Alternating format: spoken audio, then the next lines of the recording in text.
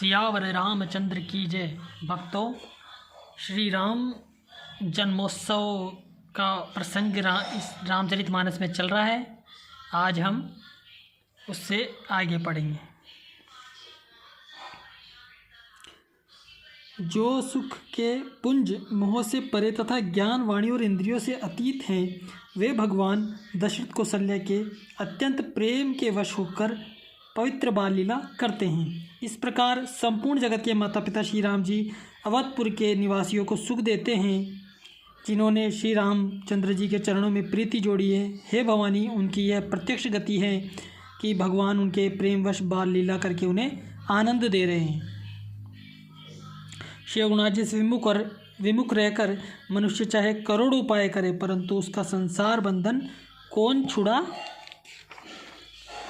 सकता है। जिसने सब चराचर जीवों को अपने वश में कर रखा है, वे मायावी प्रभु से भय खाती है। भगवान उस माया को भौं के इशारे पर नचाते हैं। ऐसे प्रभु को छोड़कर कहो और किसका भजन किया जाए। मन वचन और कर्म से चतुराई छोड़कर बसते ही श्री रघुनाथ जी कृपा करेंगे। इस प्रकार से प्रभु श्री रामचंद्र जी ने बाल क्रीड़ा की और समस्त नगर निवासियों को सुख दिया। कौशल्या जी कभी उन्हें गोद में लेकर हिलाती डुलाती और कभी पालने में लिटाकर झुलाती थी।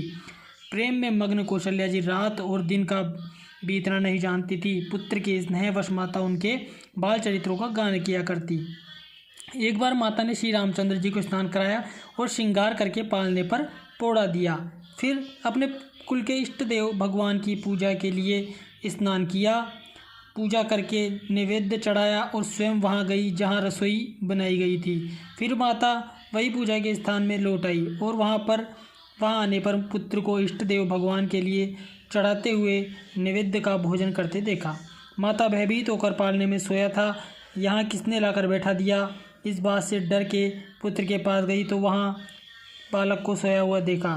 फिर पूजा स्थान में लौटकर देखा कि वही पुत्र वहाँ भोजन कर रहा है। उनके हृदय में कंप होने लगा और मन को धीरज नहीं होता। वह सोचने लगी कि यहाँ और वहाँ मैंने दो बालक देखे। ये मेरी बुद्धि का भ्रम है या और कोई विशेष कारण है। प्रभु श्री रामचंद्र जी ने माता को घबराई हुई देखकर मधुर मुस्कान से हंस दिया। फिर उन्होंने माता को अपना अखंड अद्भुत रूप दिखलाया, जिसके एक एक रोम में करोड़ों ब्रह्मांड लगे हुए हैं। अगणित सूर्य, चंद्रमा, शिव, ब्रह्मा, बहुत से पर्वत, नदियाँ, समुद्र, पृथ्वी, वन, काल, कर्म, गुण, ज्ञान और स्वभाव देखे और वे पदार्थ भी देखे जो कभी सुने भी न थे। सब प्रकार से बलवती माया को देखा कि वह भगवान के सामने अत्यंत भयभीत हाथ जोड़े खड़ी है। जीव को देखा जिसे वह माया नचाती है और फिर भक्ति को देखा जो उस जीव को माया से छुड़ा देती है। माता का शरीर पुलकित हो गया, मुख से वचन नहीं निकलता।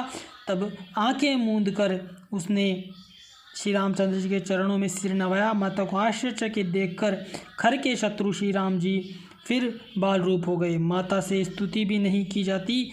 वह डर गई कि मैंने जगत पिता परमात्मा को पुत्र करके जाना। श्री हरि ने माता को बहुत प्रकार से समझाया और कहा, है माता सुनो, यह बात कहीं पर कहना नहीं। कौशल्या जी बार बार हाथ जोड़कर विनय करती है कि हे प्रभु, मुझे आपकी माया अब कभी न व्यापे। भगवान ने बहुत प्रकार से बाल लीला की और अपने सेवकों को अत्यंत आनंद दिया। कुछ समय बीतने पर चारों भाई बड़े होकर कुटुंबियों को सुख देने वाले हुए। तब गुरुजी ने जाकर चूड़ाक्रम संस्कार किया। ब्राह्मणों ने फिर बहुत सी दक्षिणा पाई। चारों सुंदर राजकुमार बड़े ही मनोहर अपार चरित्र करते फिरते हैं, जो मन वचन और कर्म से अगोचर हैं। वही प्रभु दशरथ जी के आंगन में विचार रहे हैं।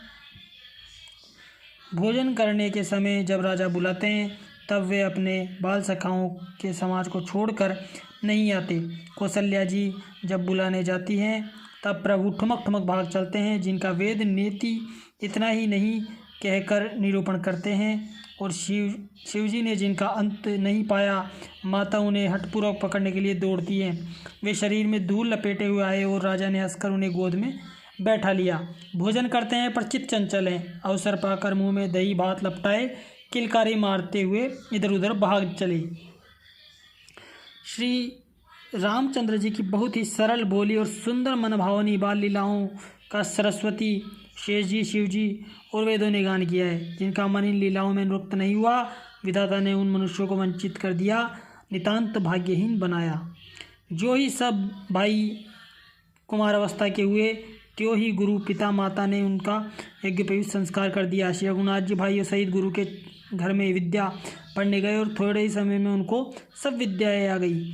चारों वेद जिनके स्वाभाविक श्वास थे वे भगवान पढ़े। यह बड़ा कौतुक अचरज है। चारों भाई विद्या, विनय, गुण और शील में बड़े ही निपुण है और सब राजाओं की लीलाओं के ही खेल खेलते हैं। हाथ में बाण और धनुष बहुत ही शोभा देते हैं। रूप देखते ही चराचर जड़ चेतन मोहित हो जाते हैं। वे सब भाई जिन गलियों में खेलते हुए निकलते हैं, उन गलियों के सभी स्त्री पुरुष उनको देखकर से शिथिल हो जाते हैं अथवा ठिठक कर रह जाते हैं। कौशलपुर के रहने वाले स्त्री पुरुष, बूढ़े और बालक सभी को कृपालु श्री रामचंद्र जी प्राणों से भी बढ़कर प्रिय लगते हैं।